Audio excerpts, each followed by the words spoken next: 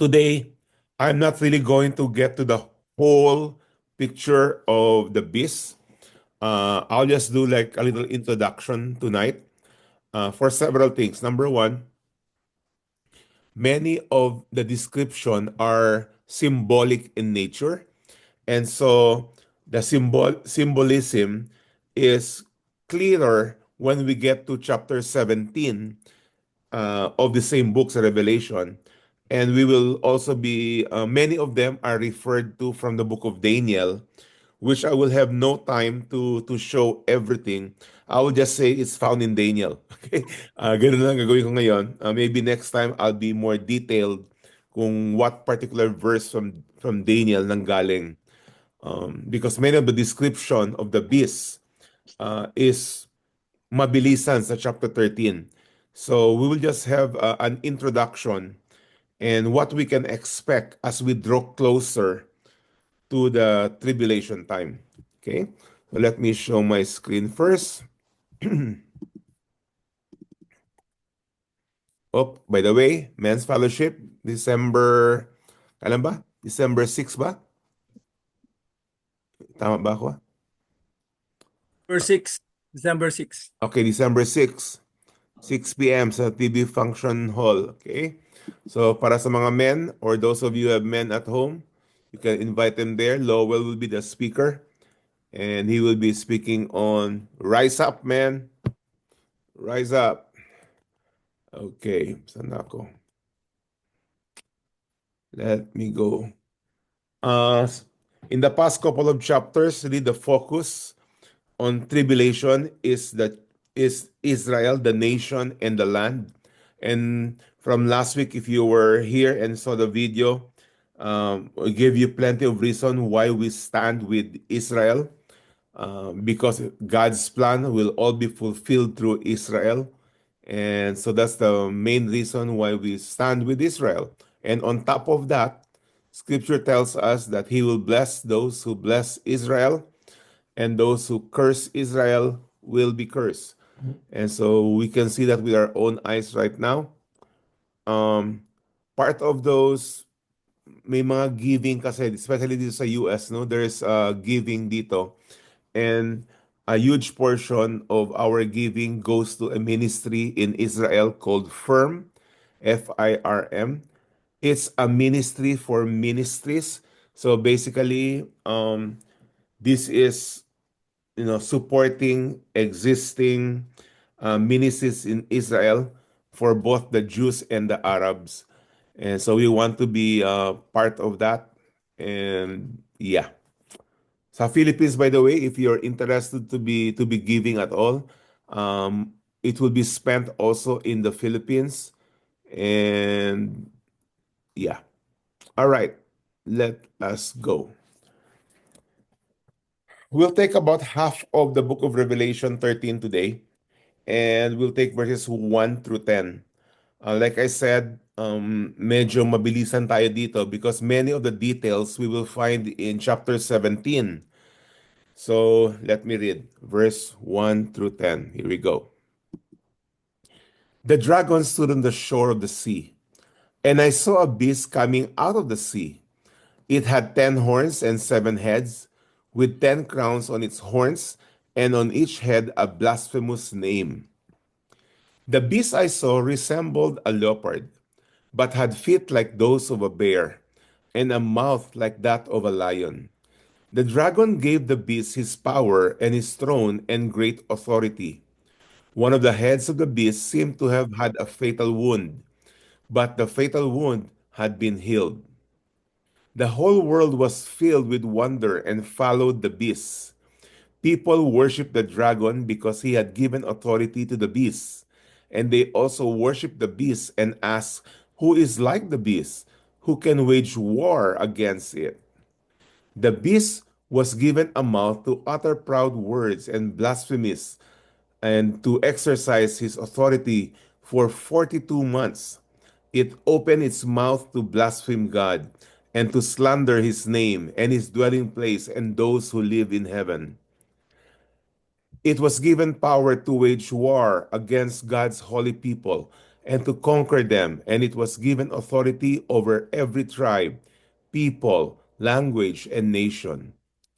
All inhabitants of the earth will worship the beast, all whose names have not been written in the Lamb's book of life, the Lamb who was slain from the creation of the world.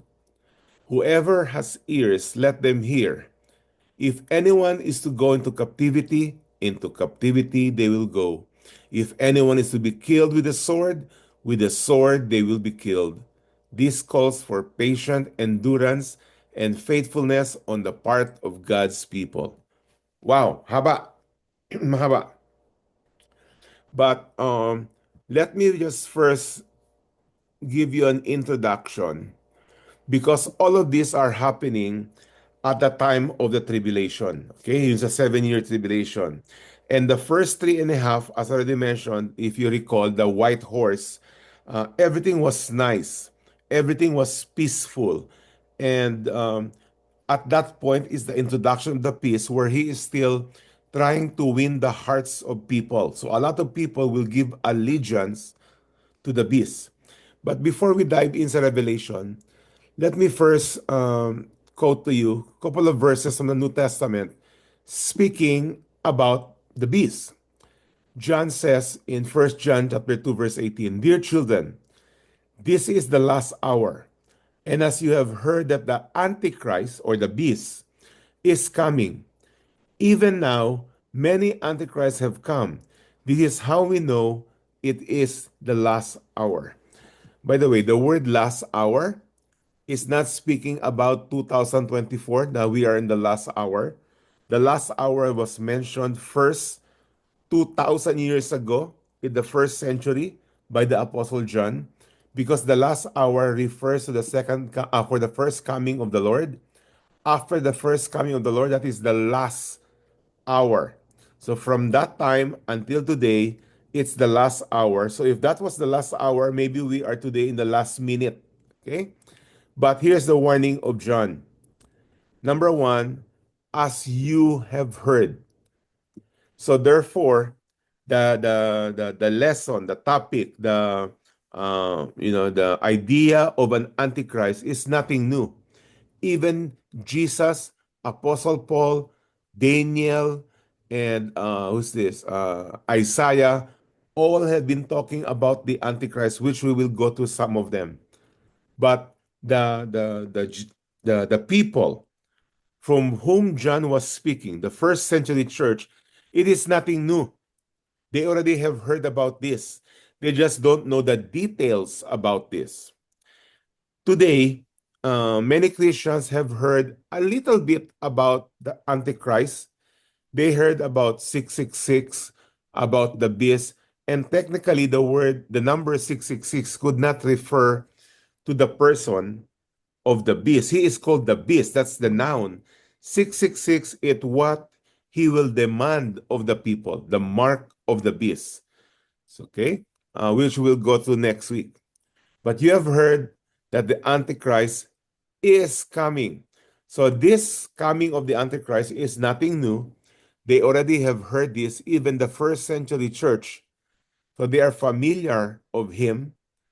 Then John says, the definite article, the Antichrist. The Antichrist is coming, but even though the Antichrist, which is the beast of the Revelation, there will be even now many Antichrists have come. Now, what does that mean? The word anti can be defined in two ways.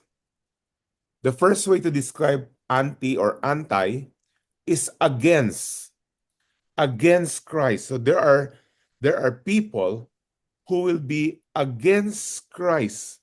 And obviously throughout history, from first century until today, there are many people who are against Christ. The second definition of the word anti is in replacement of. That even now, John is saying, kahit na ngayon, first century, there are many who will want to replace Christ, those who claim to be that they are the Messiah, that they are God's chosen one, that they are the Savior, they are the Son of God. There are many.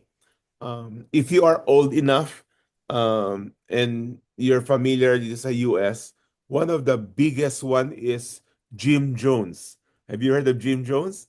I don't know anong year yun. 70s ba yun or 80s? Where 98, he, huh? 7, 7, 70s? 97. Kung Eight- ano, 87? mass suicide. Yeah, mass suicide because he claimed to be the Christ and that, you know, anyway, he claimed to be God, he claimed to grant, and there were lots of followers. There is a group here in San Diego. Ano ba yung pangalan ng grupo? Very similar with Jim Jones. San Diego yun. And there are a lot of followers as well. And he claimed to be God. He claimed to be the Son of God, and so on. And according to John, the claim of many antichrists who claim to be Christ himself is how we know it is the last hour. In other words, the increasing number of people who claim to be the Messiah, who claim to be the one who will save the world, is an indicator that we are approaching the end times. Not only is it because there will be wars, rumors of wars, and earthquakes, and the birth of Israel, but also there will be lots of people who are against Christ, antichrist, and people who will claim to be Christ. That's why Jesus said here in Matthew 24, at that time, well, I think he's referring to our time right now. We are 2,000 years closer. At that time, if anyone says to you, look, here is the Messiah. Look, there is the Messiah. So, I mean, even Jesus was already prophesying that there will be a lot of people who will claim to be him. And there will be people who will be promoting that the Messiah has already come. When that happens, here's what Jesus says, do not believe it. Why? There's an expectation for false messiahs and false prophets will appear, and guess what? They will perform great signs and wonders to deceive. So, whether it be a genuine false miracle or just a trick, the thing is these false prophets and false messiahs will be bringing as amazement to people. Bilib na bilib mga tao. And we are experiencing that, even right now. There's a lot of people who are followers of false teachers and even false messiah, as I will show in a little bit. Okay? Tingnan nyo. Then, it is so convincing yung deception that if possible, even the elect, the chosen. But the reality is, it's not possible. But it is so convincing that it almost would convince the elect. Here is now where we have the doctrine of the preservation of the saint. Because the truly saint, the true believers will not be deceived. But it is so strong that it is almost able to deceive the elect. And then the Lord warns, see, I have told you ahead of time.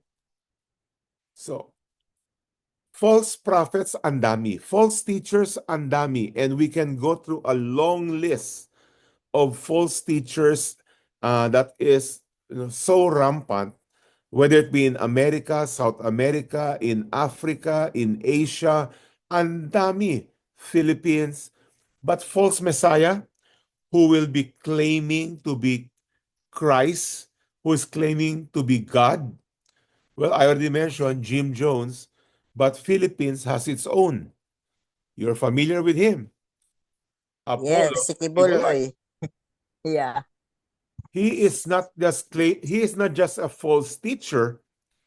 He is claiming to be Claiming. God. He is claiming to be Son of God. I mean, grabe. And, kung isipin mo, from the Philippines? Wow, yeah, from the Philippines. So, and he is wanted by the FBI, and obviously, I think nakakulong na siya right now, no? But the Lord says in Mark 13, many will come in my name, claiming I am He. At itong masaklap, and will deceive many. Now let's go back to Kibuloy. Anybody here? Make a guess. How many followers does Kibuloy have? Anybody? Sabi daw niya, Kuya Mike, 7 million more or less. Sabi niya, 7 million more or less. Okay? Sa Philippines, if you go to Wikipedia, it will say that the followers of Kibuloy in the Philippines are roughly 4 million people. And then another 2 to 3 million outside the country. Now, following Kibuloy to be God, following Kibuloy of his claim that he is the Son of God. I mean, siguro tayo dito, if we think about it, huh? How's that possible? And his followers are not just, kumbaga sabi mo, yung mga uneducated followers. Many of them are highly educated. From doctors to lawyers to business people who will give, large amount of money to this man who claims to be God, who claims to be the Messiah, who claims to, have stopped the earthquake in Cotabato. Alam niyo ba yun? He claimed that he have stopped the earthquake in Cotabato. Na supposedly meron daw huge earthquake coming, but he requested the Father that to be merciful with the people of Cotabato. And people believe him? Jesus said, many will come in my name, claiming I am he, and he will deceive many. Now, this is a local Philippine false prophet, false Messiah. The day would come at the time of tribulation when a man will be empowered fully by Satan himself and will not deceive 4 million, 5 million, or 6 million people. He will be deceiving the whole world. Grabe. And again, like I told you, I will not have the time to fully give you the text.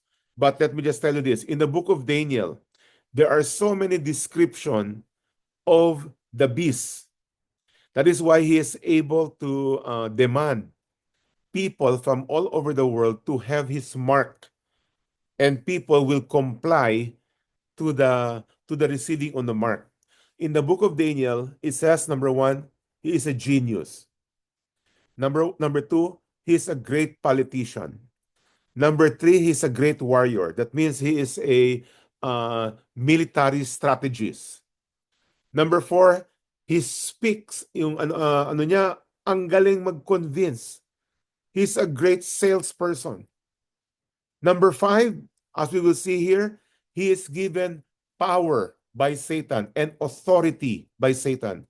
He will perform real, genuine miracles, but not for God, but from Satan to deceive. Imagine that. You put all of those into one person at the time of the tribulation when Christians are no longer here.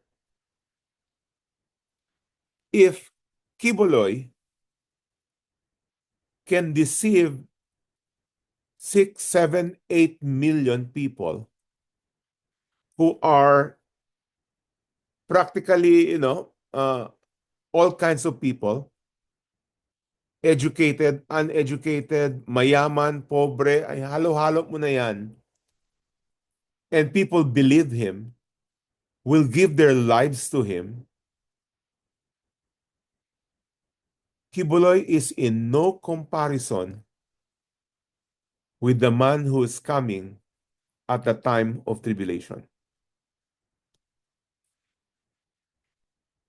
2 Thessalonians speak about this same man. And here he will be called the coming of the lawless one. That's the beast. The coming of the lawless one will be in accordance with how Satan works. So really, kumbaga tuta siya ni Satan, no? He will really be working with Satan. He will use, here you go. He, the beast, the lawless one, will use all sorts of display of power. All kinds of power. Military power, convincing power, authority as as we will see here later on, he will be leading 10 nations. But this kind of power is a power coming from Satan. How? Through signs and wonders. Now you could just imagine the signs and wonders that he will be performing. Ano ba? Healing of the sick ba? I don't know. Will he call rain and rain would come? Would he stop an earthquake in the middle of it? Will he bring sickness to those who are against him? I have no idea. But from scriptures, we saw several kinds of signs and wonders. And, people already hanga na. Kiboloy doesn't even perform signs and wonders, and 7, 6, 7, 8 million are following him. Imagine this man who performs signs and wonders. But the purpose is one thing, that serve the lie. What lie is that? The lie that he is the Antichrist, the one who replaces the Messiah. He will come before the coming of the true Messiah, which is at the end of the tribulation. This one, as we will see, he will declare to be the Messiah at the middle of the tribulation, 3.5 earlier than the coming of the true Messiah. He will sit at the throne of David in Jerusalem at the temple and declare and demand that he is God and that he must be worshipped. So all of these signs and wonders are for the purpose of that lie. From the very beginning, as we have learned previously, sa chapter 12, and then we also referred to Isaiah, when Lucifer was thrown out of heaven, it was because he wants to be in the same position as God. That dream of Lucifer has not changed. Until today, kahit alam niyang for a short period of time, he wants to be worshipped as the Messiah, as God, even for a short period of time. Wow. And all the ways that wickedness deceives. Look at this. Mga kapatid, this is a beautiful thing. The doctrine of the perseverance of the saint. Remember, there will be plenty of people who will come to finally surrender their lives to Christ during a time of tribulation. Na sabihin mo, hindi pa sila ma-deceive because the beast will be there. Who will be deceived? Who will believe the lie? Those who are perishing. Not the saved. Not those who finally repented and put their faith in Christ, but those who already are perishing to start with. Then continue. They perish or deceive because, bakit? They refuse to love the truth and so be saved.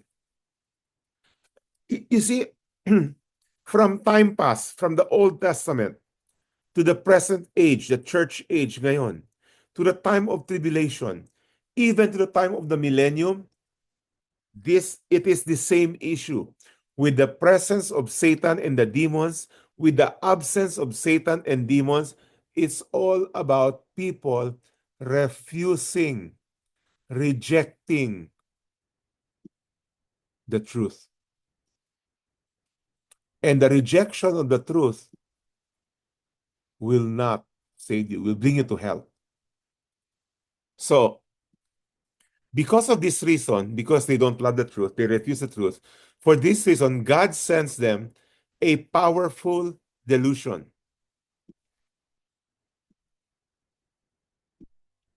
So that they will believe the lie.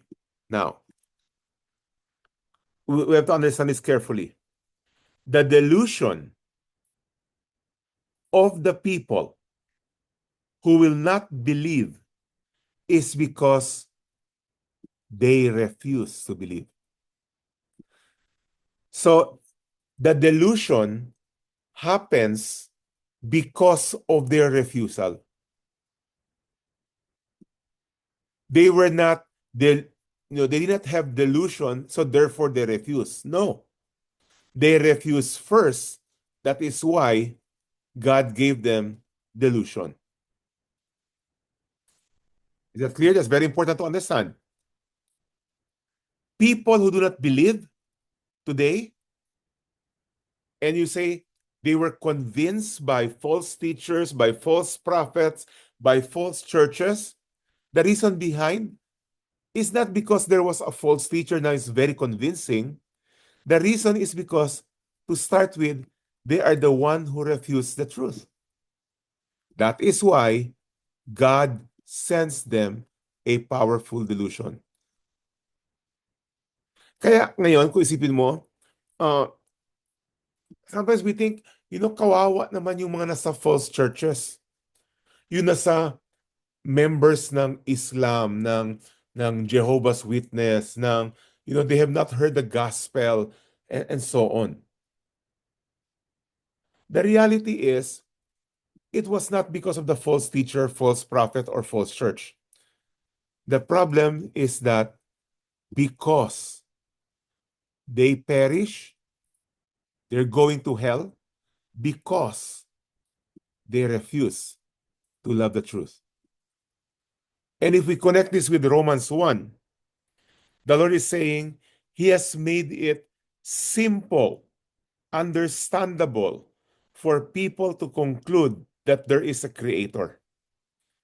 But people love sin.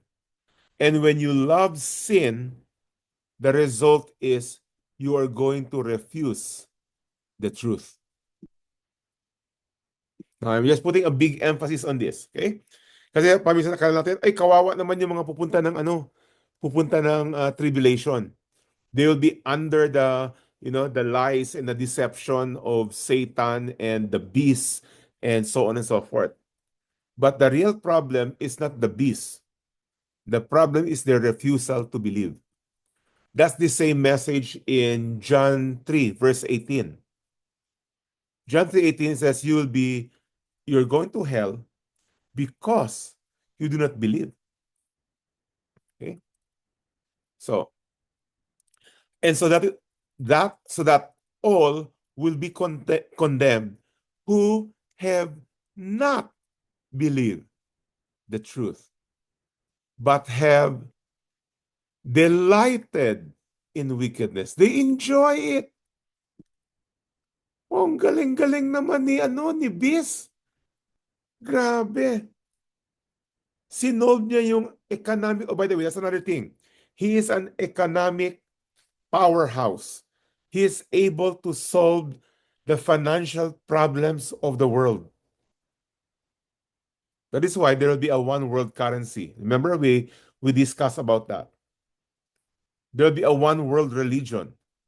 So he will solve ultimately the problems of the world. And if I may speculate, again, this is only speculation.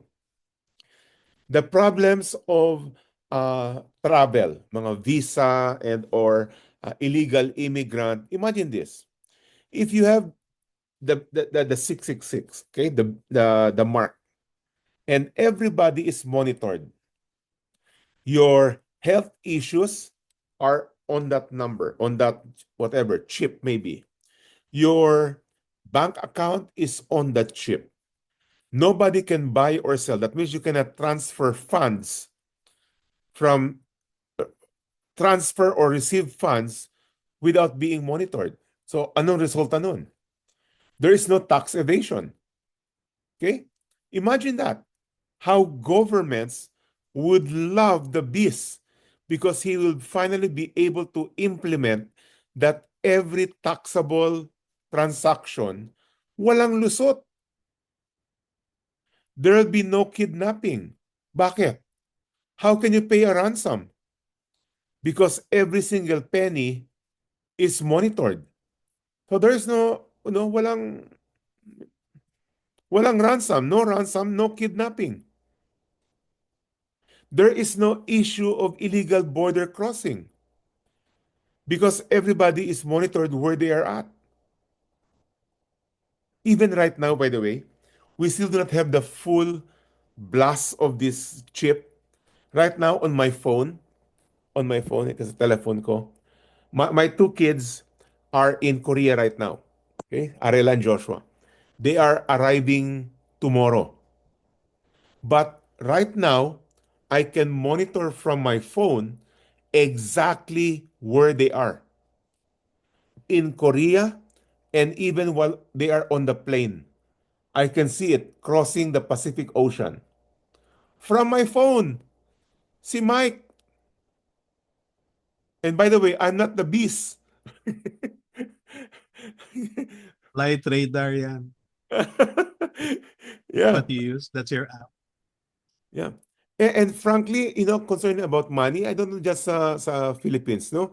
But I think more and more, you have the GCash. You have a lot of electronic transactions. Dito sa US kasi, it's called Venmo. Okay, Venmo. And of course, we have PayPal. And then we have Zelle. I mean, there are many. And I also discussed a little bit about Bitcoin. Okay? No more money exchange. Ano mo money exchange? Dollar to pesos? No. If you have one standard money, Bitcoin, for example, I don't know if that will be the final currency. Number one, no government control. Number two, there are no fees. If I want to transfer $1,000 worth of Bitcoin to Lowell, I can transfer it in a second, no transaction fees, immediately. Grabe. I don't know just sa Philippines. Meron na ba acceptance of payment of Bitcoin siyan? Dito marami. May mga grocery, you can pay Meron na with po. Ha? Ano eh? Sino ba yun? Sa ako po. Meron po. Meron? Okay. There are Bitcoin ATM. So from your Bitcoin, you can withdraw in dollars. And in Europe, whatever currency doon, you can withdraw automatically. Grabe. There are Bitcoin credit cards and so on. Wow. So, those who will be deceived, okay, are those who do not believe because they delight in wickedness. They love the works of the beast. 2 Thessalonians 2, verse 3 and 4. Don't let anyone deceive you in any way. For that day will not come until the rebellion, that's the beast, the rebellion occurs, and the man of lawlessness is revealed, the man doomed to destruction.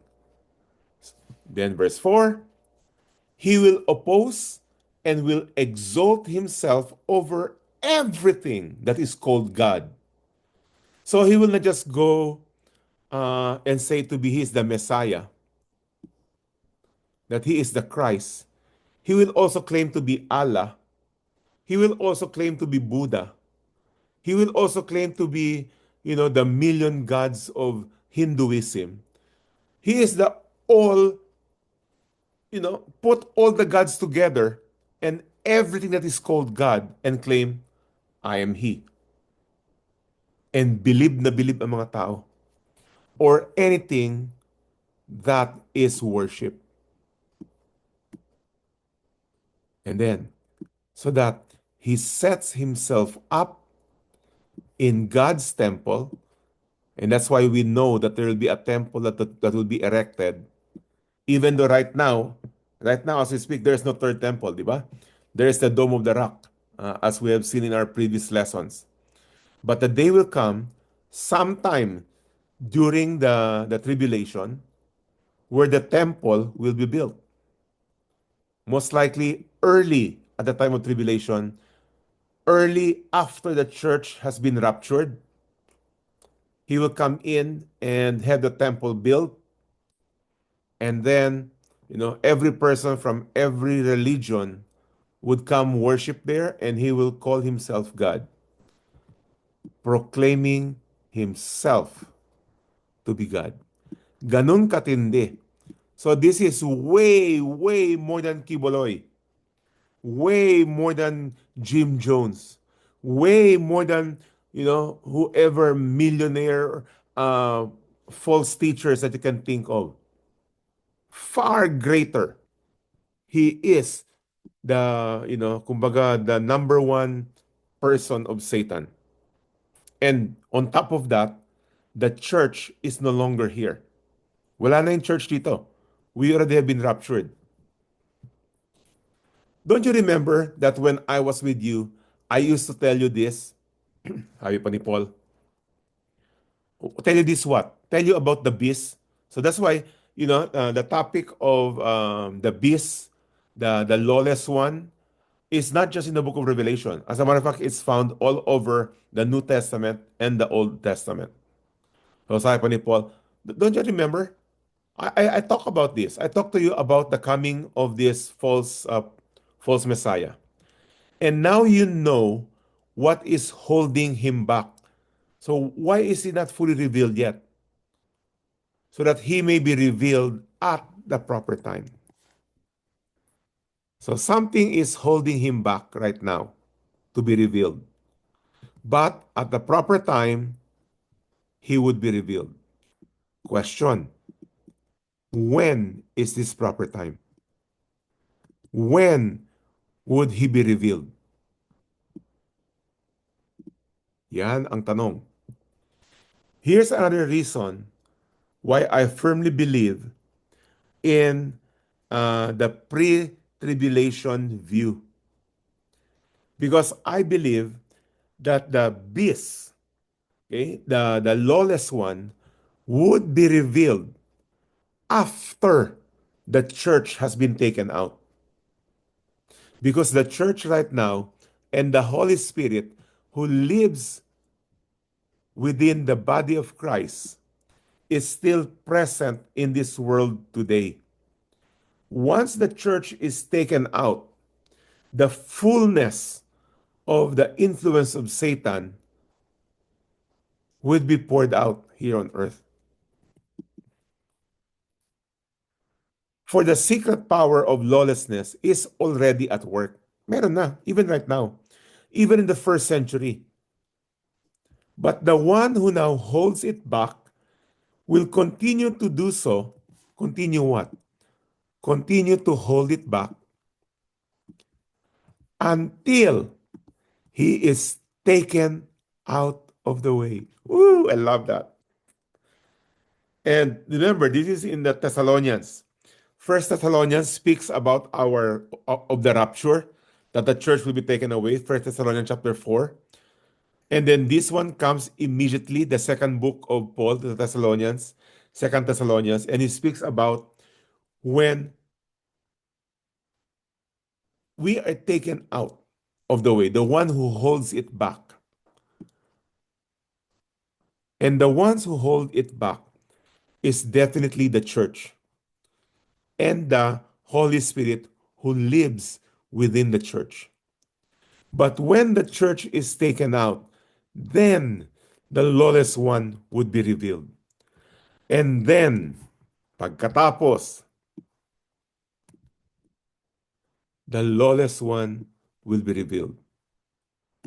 And he will be revealed at the immediate stage as the white horse, the one who will bring peace, the one who will bring calm, the one who will solve the problems of the world, financial issues, political issues, religious issues, one world government, one world currency. There will be peace. There will be no more borders because everybody is going to have, again, peace. So the lawless one will be revealed, whom the Lord Jesus will overthrow. I love this one. Yes, he will take over, but not long after, he'll be overthrown. When is that? 7 years later, at the end of tribulation. So you see now how you need to understand the end times timeline that I have been showing you. Okay, so the entry of the beast, the introduction of the beast as the white horse, then all the way to the destruction of the beast at the end of the tribulation, and right before the beginning of the millennium. Excuse me. The Lord will overthrow him with the breath of his mouth. Wow! You see, sometimes we think that the fight of God and Satan is parang grabe yung battle, talagang, wow, sino kaya mananalo? With all the powers of Satan, all it takes is the breath of the Lord. Be gone.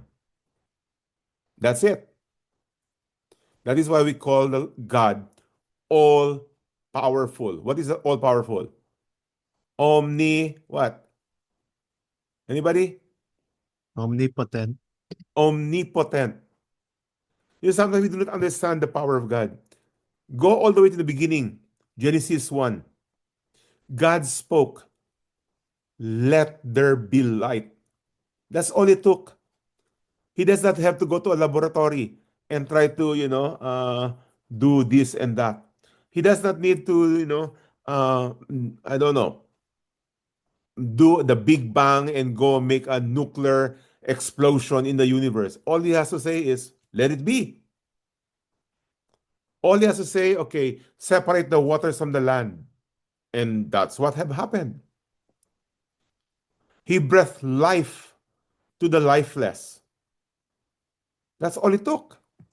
The breath of the Lord. And it destroyed by the splendor of his coming. What coming? The second coming. Together with the church that has been raptured. Again, you need to have a picture in your mind. I think I have that, no? Let me see here. I think I have that. Saan ba yan? Right here. Okay, let me copy this.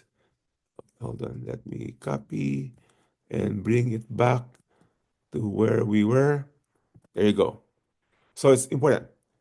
The introduction of the beast is right here at the very beginning. Is he already alive today? Maybe. But he is not being revealed yet. Remember, he's a person. Later on in chapter 13, I think in verse 18, he says he is a man. He's a man. He's a human being. So as a human being, he has to be born. So I don't know how old is he when he will be revealed at at the time of tribulation. Will it be like similar to the age of Jesus? 30? Maybe. So, if rapture will happen today, that means he's already 30 years old today. Okay?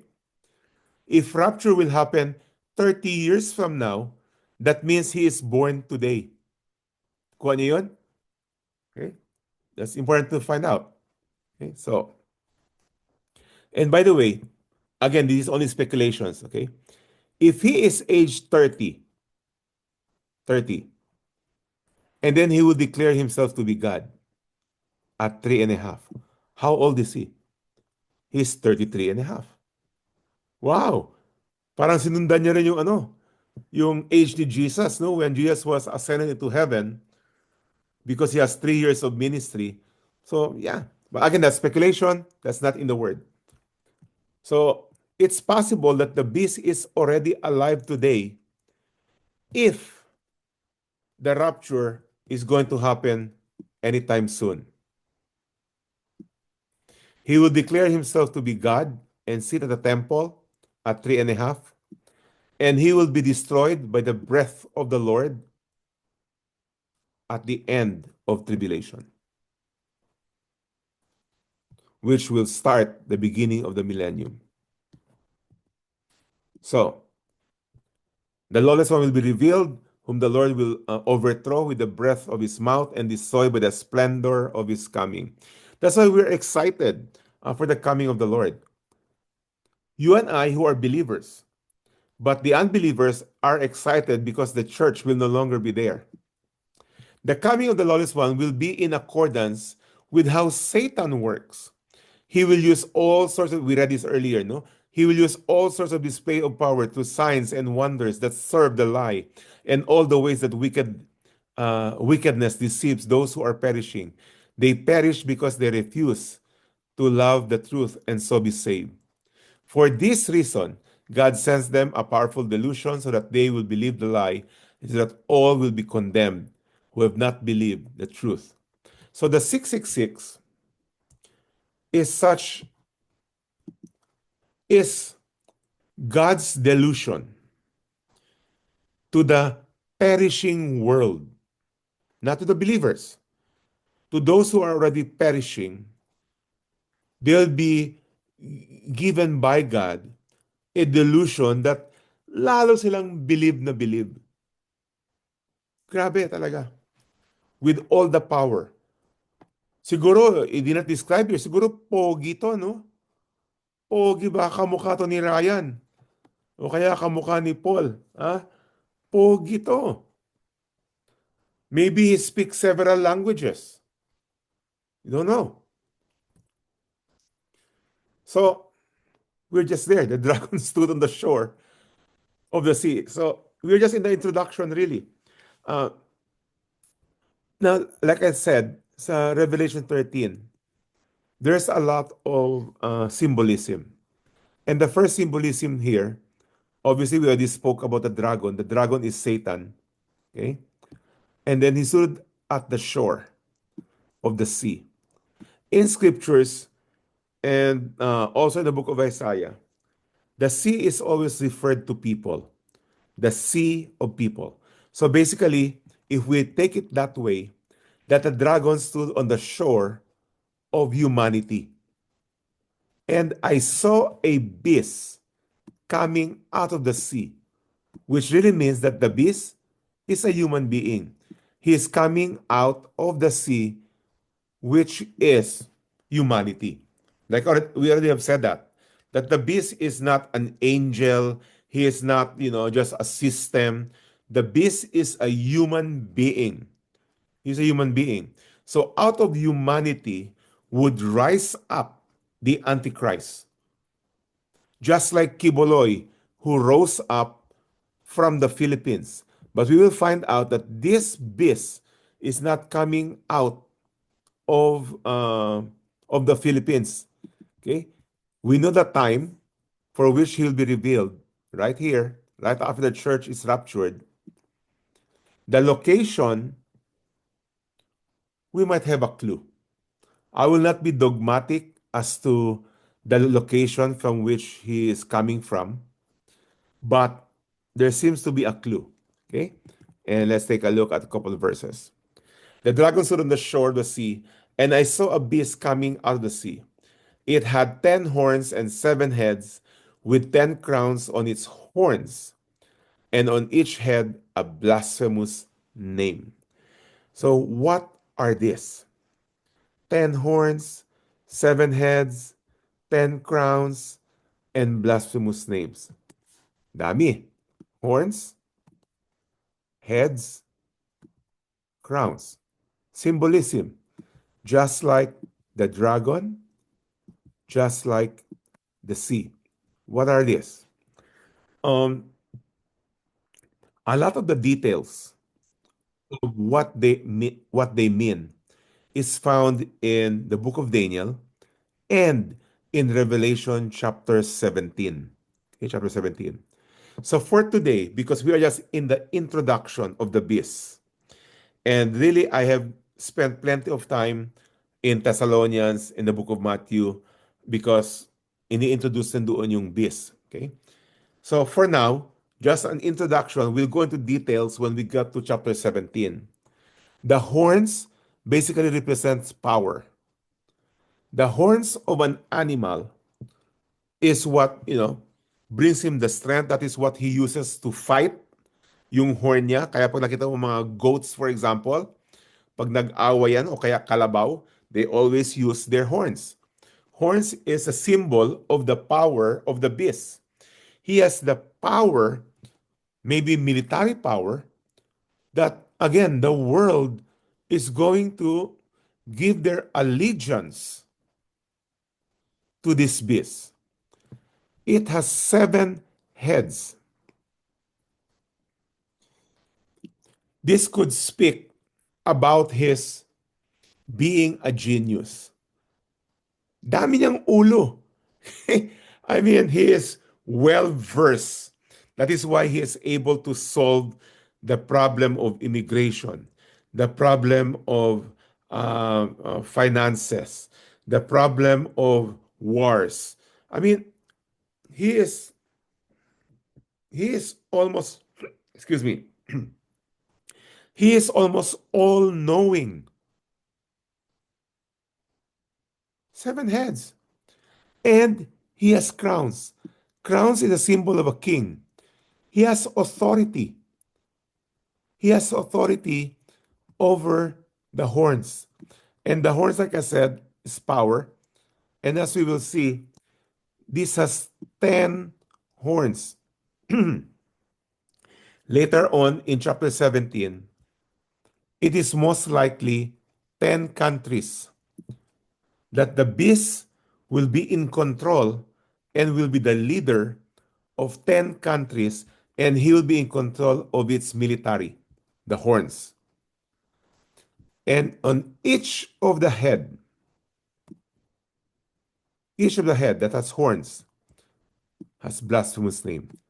In other words, what brings them together is their hatred for God, their hatred for the believers. And as we all know, at the time of tribulation, their hatred for the Jewish people. That's why the tribulation is primarily directed to the Jewish people and the land of Israel. So you better watch the video and the lesson from last week, lesson 32, where we spoke about the land and the people of Israel. And it will just continually grow at that time of tribulation when specifically 10 nations led by the beast will pour out their anger towards God, God's people, Israel, and the land of Israel. Okay. I said that we are going to cover verses 1 through 10 today. Basically, I just read verses 1 to 10. But obviously, we will not have the time to discuss all of it. And I already have spent 1 hour to talk about verse 1. So I think it's best to, kasi maraming symbolism to eh. And I really want us to understand it. So I think we will stop here and spend the next 20-30 minutes on Q&A concerning this topic. Anybody? Let's start. Mike, Yes. bakit yung beast, ano dun sa number 6? Ano bang symbol yun? Like I said, sa chapter 17, we will go into details about those numbers. But very Okay. quickly, the 10 horns are 10 nations, okay, who will be, 10 nations, I mean 10 leaders of 10 nations, and also the seven horns. Actually, later on, we'll find out that there are 8 horns, including Oh. himself. So anyway, the details we will talk about in chapter 17. Okay. Kasi ngayon pa lang, verse 1 pa lang tayo, naubos na yung oras Ang dami natin. ng symbol. Kaya daming symbolism eh. So that means, do not be absent. Okay? Hoy, I'm following your videos. Okay. Any more thoughts, question, comment on this? Mike, Yes. what about the clue that you were saying earlier? So, saan siya? Anong nation siya? In this chapter, pero later on. Later on. Okay. So siguro in 2 to 3 weeks. But the clue I'll already say. Number 1, most likely he'll be coming from Europe. Okay? Most likely. I'll not be dogmatic. I'll not say, yan ang sabi ng verse. No. This is most likely, as we will see. He'll be coming from Europe. And this will be a coalition of 10 nations. And there will also be coming out a false prophet, which it will, in the next couple of verses, it will refer to as the prostitute, okay, who will ride the beast. And most likely, wag ko na siguro sabihin kasi wala naman sa scriptures eh. Pero I'm just thinking the likelihood of, this person. I'll just say it na lang when we get there. Okay, when we get there. Okay. Malapit na. Yeah. Kasi iba ang beast, iba yung false prophet. Okay? So these are two different individuals. The false prophet will support the beast. Siya yung parang pinaka spokesperson ng beast. He'll be the one to convince the world, oy, yan ang Messiah. He's the Messiah. Tignan mo, he's performing miracles. Tignan mo, ang tali-talino. Tignan mo, etc., etc. That's the function of the false prophet.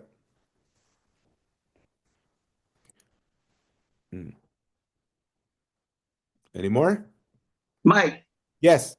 can you now at this time differentiate that there is one beast coming from the earth and there is one beast coming from the sea? Can you No, differentiate? like I said, the sea is simply a symbolism of the earth, humanity. That the beast is coming out of humanity. That's why he's a person. Because there are those who would say that the beast is a what do you call it? Is a system. It's a system. Hindi tao. But this one is saying, no, he is a man. He's a man. And later on in verse 18 of this same chapter, so verse 18, it would say that he is a man. Hold on, verse 13. I'm going to my other monitor dito. Ang pagkasabi sa verse 18, this calls for wisdom. Let the person who has insight calculate the number of the beast, for it is the number of a man. Okay? That number is 666. So he's a man. So out of humanity, out of all people, would rise up a very powerful leader, a very convincing leader, a very smart leader, a miracle-performing leader. Grabe, lahat na, pinagsama-sama.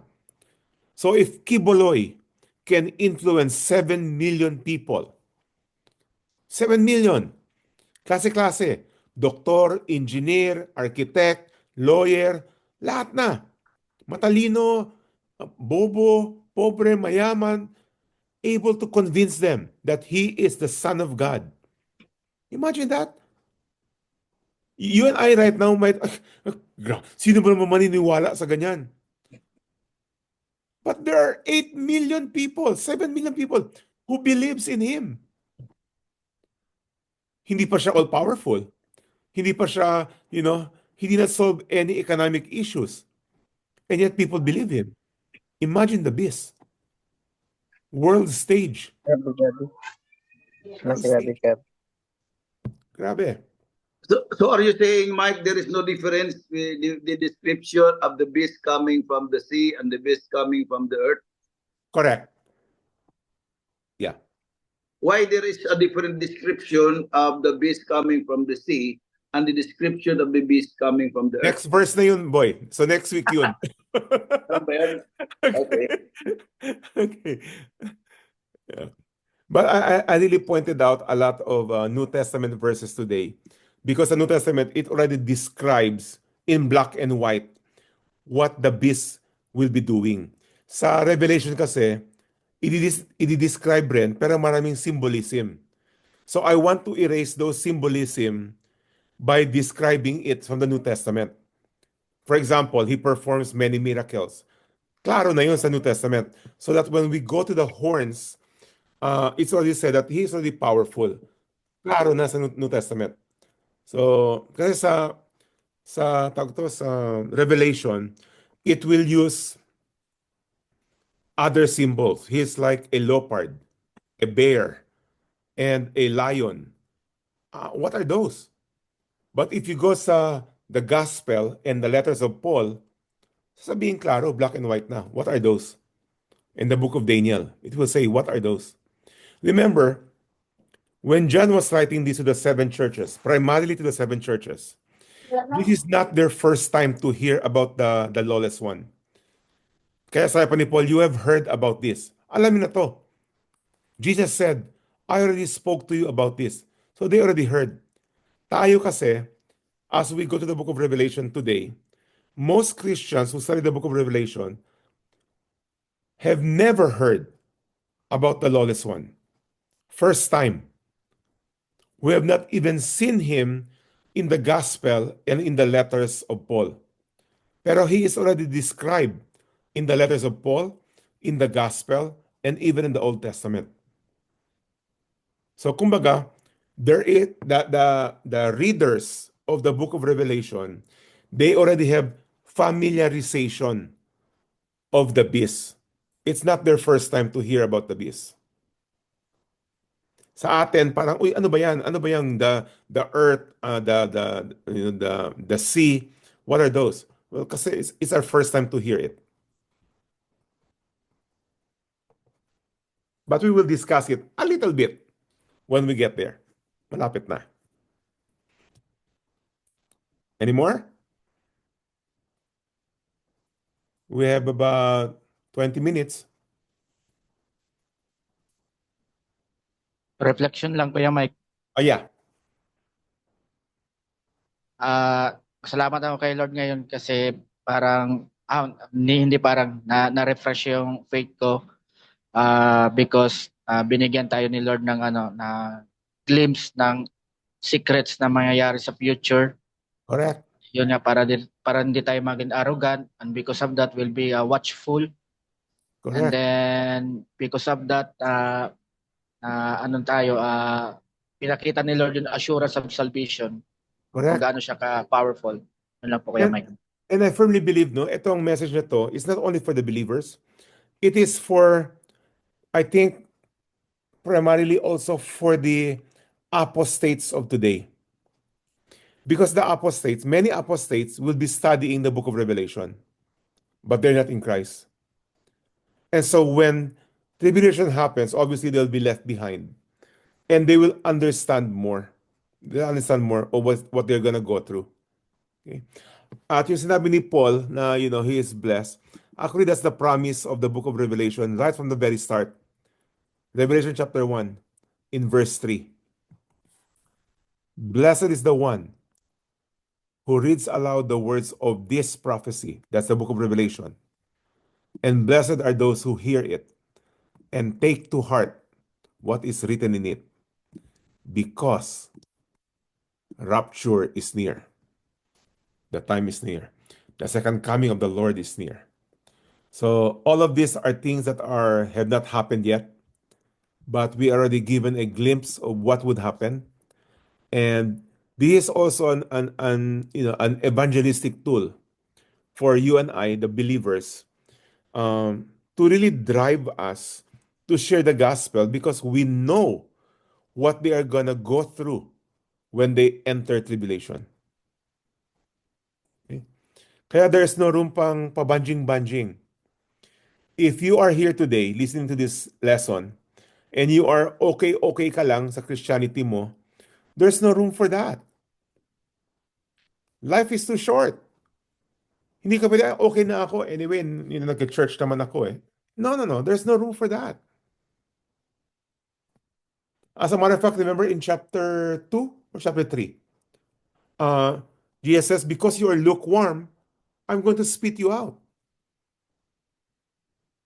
There's no room for lukewarmness. You and I have to be on fire for the Lord. Any more thoughts? Mike, Yes, Yeah. Weng.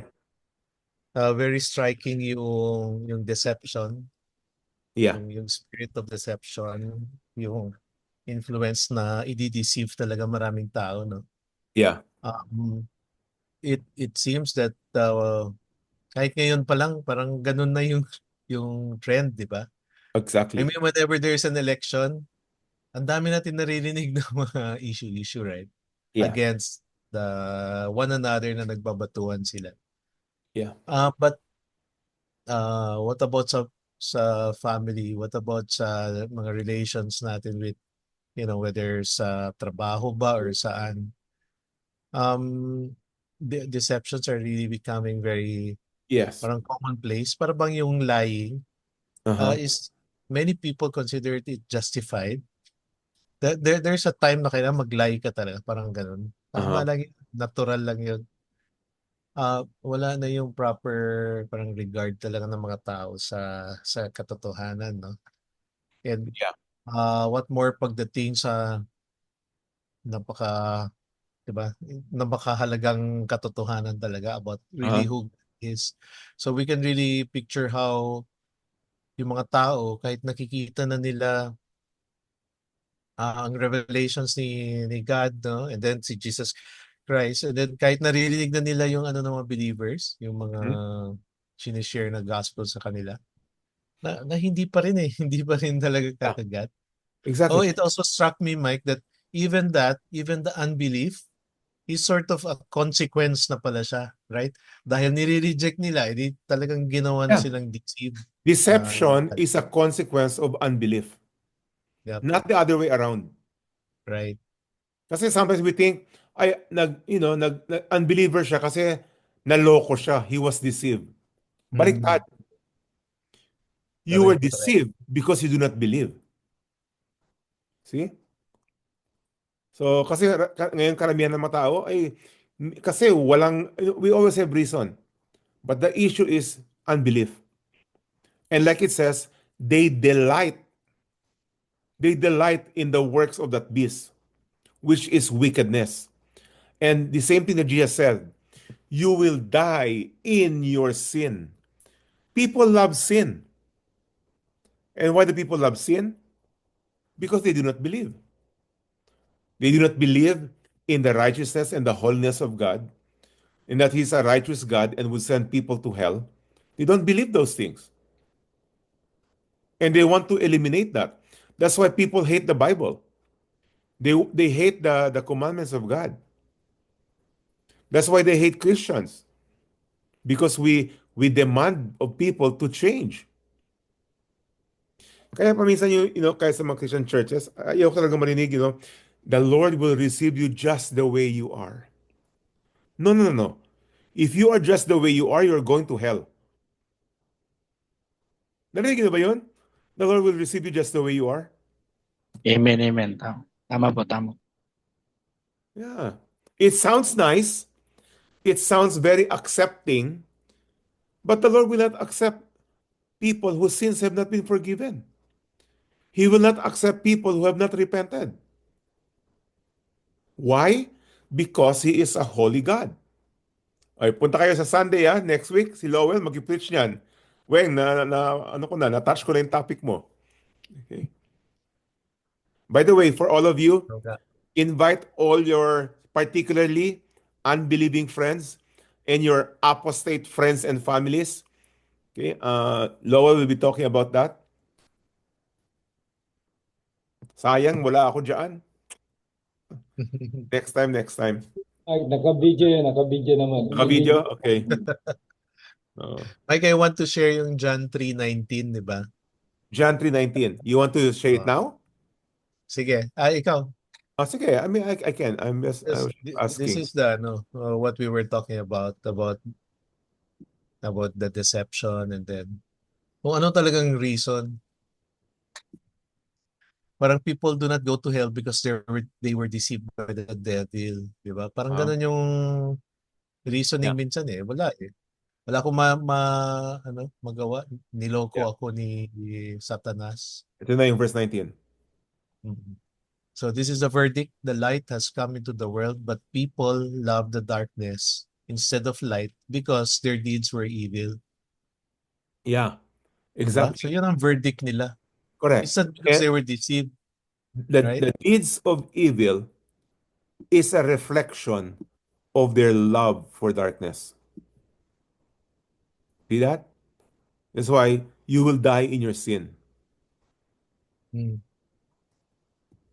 And Wow. everybody who does evil hates the light. Ganun lang yun eh. Yun lang yun. So, yeah. Okay. Hello, Kuya Mike. Yes. Last one, additional. Uh-uh. Dahil dyan sa topic natin ngayon, parang na-enlighten rin ako sa the way we share the gospel to other people. Dapat pag mag-share tayo ng gospel, we are not the one to convince them. Maybe the one, kung kinakausap mo is the person who delight wickedness, wala kang magagawa talaga. Kumbaga, wala tayong dapat hindi tayo manghina o malungkot kung yung tao hindi nag-respond sa atin. At least, Yeah. we share the message lang. Yun lang Yeah. po. Yeah, kaya nga the message of repentance is very important. Kasi nga, yeah, people who are not in Christ basically love darkness. So that's why you and I, we're like flashlight. We want to show them who they really are.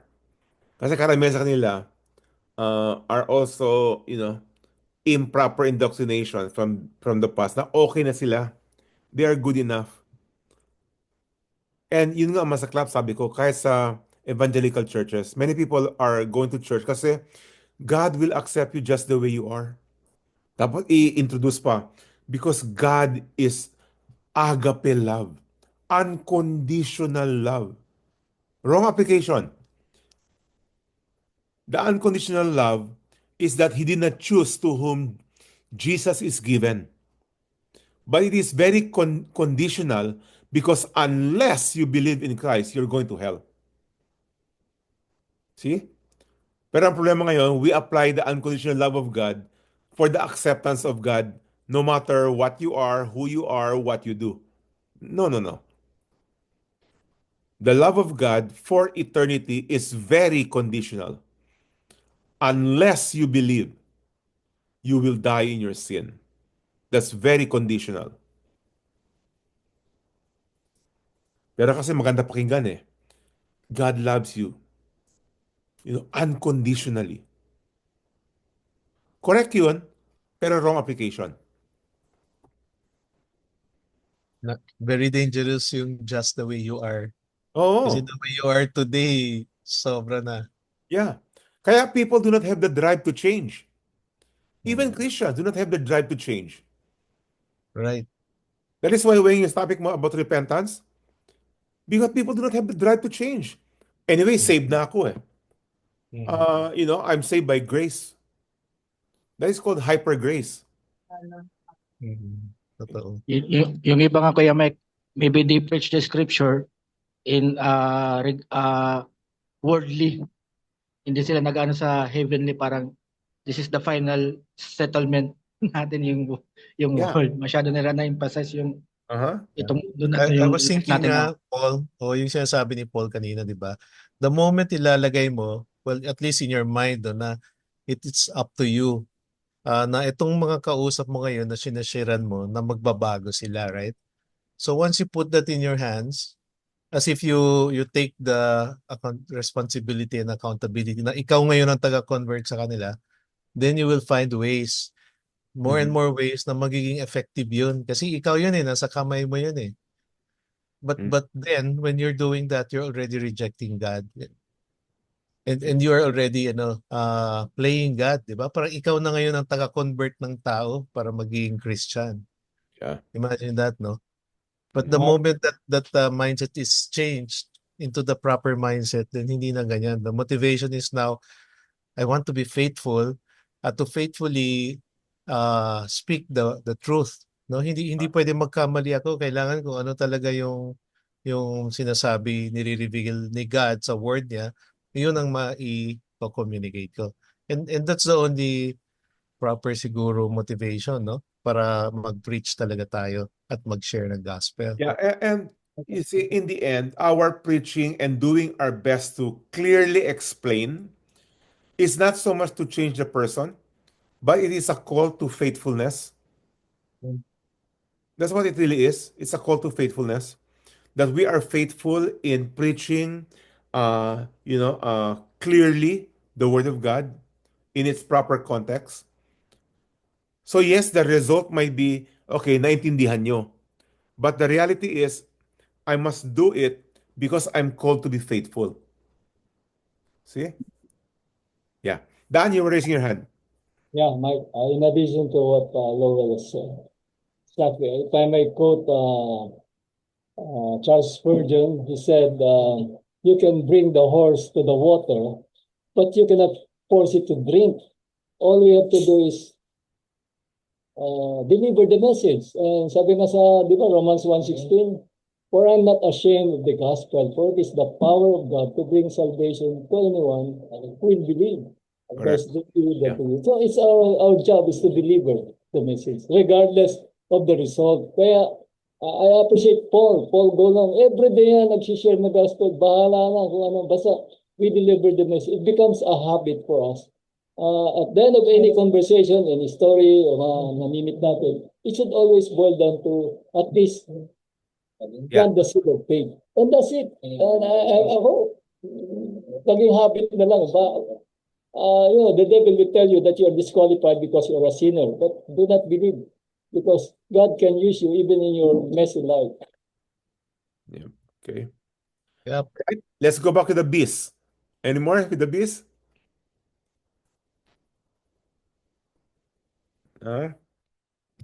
So you see, even today, The beast, Mike, is Ah. different pala from the the Antichrist. woman, the prostitute, Teka, From the sino-sino false yung mga Messiah. character? Yeah, Oo. from the human. Antichrist, no, the Antichrist beast, and beast. the The beast beast. is the false Messiah. Okay. And then the prostitute, the woman, later on, the next couple of verses, we will read that that is the false prophet. Sino yung Wala pa nagbigay tayo ng dun, wala pa power tayo. sa beast? Ah, No, yung sa ano lang, yung who gave the power to the beast ba? the dragon, the Satan. The dragon. Tama, Satan pala. Oo. Okay. So he is totally Satan controlled. Totally. Yes, Dan. Ito ba? Medyo advanced lesson ito. Remember the Holy Trinity, di ba? God the Father, the Son, the Holy Spirit. Sa satanic world, there's also false trinity. The serpent, the Satan, the false, the beast who is the one who will rise up, the Antichrist, and another spirit. Puro evil yan eh. Tatlo. They present themselves as Yeah. the false. Later on, we will discuss about that, and you'll find out that in Islam, it is the exact opposite of the eschatology of Christianity. Okay. Pero medyo malalim na yung pinapag-usapan ni Danny. Later on. Right now, I just want to focus on the beast. The expectation of the coming, because Jesus, the Apostle Paul, Daniel all said, and you know this, you have heard me say about this. Alam mo na yan. So, but, So the beast is a powerful person, right? sino? He Yung, wields yung beast. oh yeah, May super military powerful. power, may influence, political, Oh, and grabe. everything. It could even be Elon Musk. Could be, but even his influence here in the US is not, it's divided, really. But this beast will have the influence of 10 nations, the support of 10 nations. Okay, baka, like I'm taking it with a grain of salt ba? I mean, Trump winning and then si Elon Musk papasok sa That government. technology is definitely there. Think about Starlink.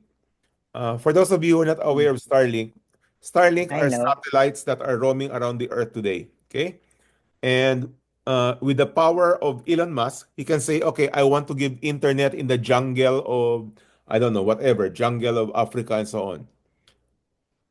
Technically, right now, every single inch of the world of this Earth can have internet. Every single part. Yeah. Now, match that with the technology of a chip, okay? Where all your information is Right. right there. Yung Yes, aso yes. namin dati, yung aso namin dito, merong built-in chip. That's why there was a time na tumakbo yung aso namin. So, nawala. How can you find a dog? And then, Use after your a couple of app. days, I got a call from the, what do you call this, yung animal shelter dito. We found your dog, and so, how did you find out? Well, it says on the chip, the owner is Michael Eba, and so on and so forth. The address is So this. they can do that to diabetics also na mag-collapse bigla, di ba? Correct. Tapos hindi So nila alam imagine, na diabetic pala. yeah, Hindi nila alam kung sino yung doctor or any kaya other nga, info. all your Who to health, contact. your health data, your Yeah. kung saan ka allergic, lahat na, Right. no? It's Lahat. It's totally, very useful. Kung wala tayong awareness, Mike, people will readily embrace that technology na maglagay ng chips, right? yeah, Oh, wow. exactly. And the having the chip is not just having the technology, because when you get that at the time of tribulation, it is really giving your allegiance to the beast. Technology in itself, Pinapractice pa lang tayo ngayon. Pinapractice pa lang tayo ngayon. buntot pa lang to. Pinapractice pa lang yan, oo. Buntot lang to. This is nothing. Sanay. Lisa, saan mo ilalagay yung chip pag inoperan ka? Charing, hindi ako magpapalagay niyan. Hindi ako nagpabaksin noon. Joke lang. Kung nagpalagay ka, ibig sabihin na iwanan ka, no? Alam ko tayo palagay. Ano na yan? Aware na tayo Oo nga, no? dyan. I learned that Elon Musk launches most of the satellites na ngayon at this point in time. Parang tinalo na yan na yung NASA, right? Oh, yeah. And even yung Talong-talo niya cost, ng NASA when? I mean, Ha? even the rocket spaceship of NASA is left behind. correct, Elon has correct. the Grabe, no? Dragon rocket. That the very rocket that was launched will also come Ah. back and land. Correct. Sinasalo na niya yung rockets niya. Oh, Imagine tinalo niya ang NASA. the savings, no? And then Galing, and implication pala nun, ang bilis niya mag-launch ulit. At saka Yeah. yung cost, sobra, maintenance lang, no? Ayusin lang Reusable nila eh. ulit. Tapos pa, So again, So- the technology is here. The currency, we see it developing right now. coins. The one world religion is coming to fruition. Now we're all the same as long as we do good, and so on. Blair, JSP. tahimik ka ngayon, Blair.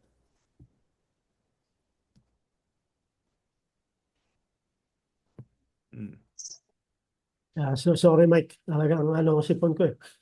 Sipon. Hindi magandang ko. Hmm. Hindi Pero ako, anyway, any thoughts, comment?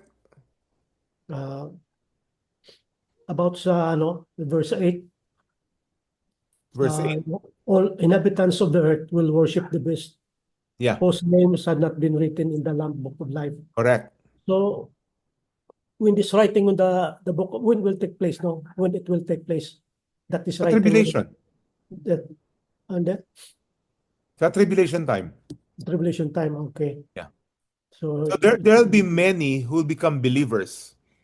But those who are believers will not give their allegiance to the beast. That's why many of them will be put to death. so this is still an ongoing, ano, no? Just to be an ongoing, again, registering the names in the book of life. Correct. Again, that's the doctrine of the election of God. That people who become believers already before the foundation of the world has been written in the Lamb's Book of Life.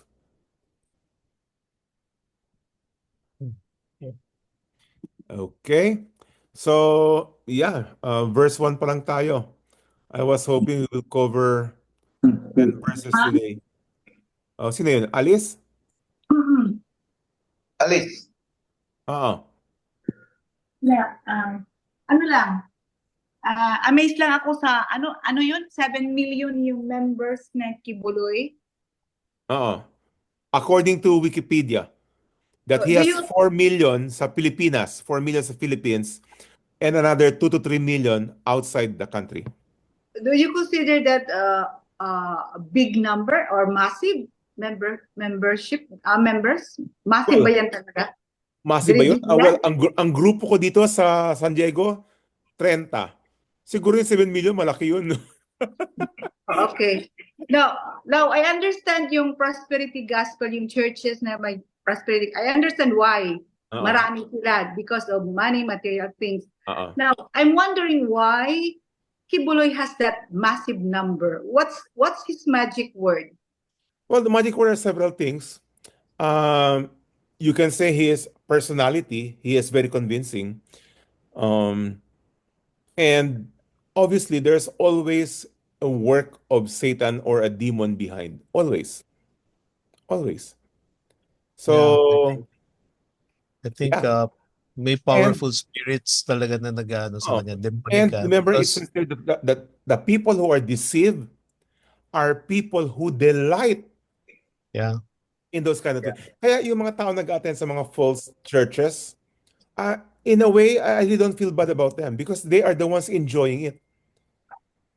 They love it. They love to hear false doctrines. Isn't it because he said he is the Son of God? The people are excited looking at the Son of God. Well, ikaw ngayon, pag may lumapit sa'yo, kung one day, paggising mo, sabihin sa'yo ni Boboy, Lies, meron ako sabihin sa'yo, ha? Hindi ko lang nasasabi lang to. Pero ngayon, sabihin ko na sa'yo, I am the Son of God. Will you believe? Of No. course not. Sabi mo, oh, impossible. But you see, unless there is delusion, unless there is deception, and the cause of deception, sasagot si Alice, hindi, anak ka ng demonyo.